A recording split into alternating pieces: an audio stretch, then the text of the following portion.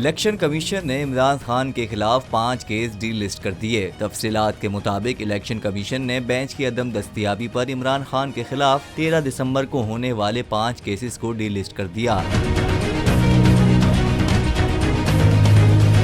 Election commission ने 13 दिसंबर को इमरान खान के इंतखाबी अखराजात की तफसीलात जमा न करवाने और ममनुआ फंडिंग बेज़ाब्तगी केस की समाअत भी करनी थी। इसके अलावा इलेक्शन कमीशन ने इमरान खान को पार्टी चेयरमैनशिप से हटाने के लिए 2 केसेस और ज़िमनी इंतखाबात में इमरान खान की कामयाबी का नोटिफिकेशन जारी न करने की दरख्वास्त पर भी समाअत करना थी।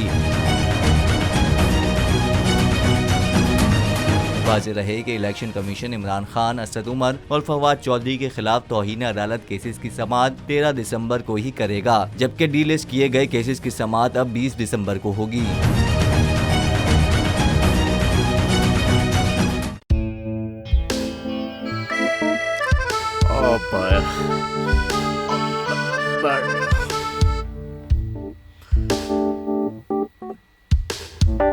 इंतशार से निकलने का वाहिद हल इंतखाबात हैं।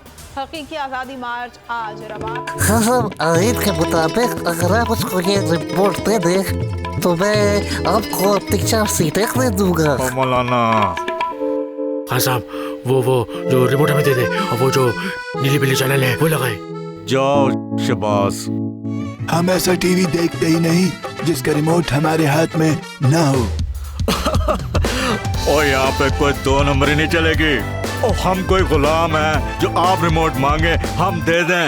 Absolutely not. यहाँ पे सिर्फ पाकिस्तान का नंबर 1 चैनल चलेगा, बोल, जो हकीकी सहाफत की जंग लड़ रहा है। पाकिस्तान के लिए कोई और नहीं, सिर्फ बोल खड़ा है। आप सब भी बोल देखें।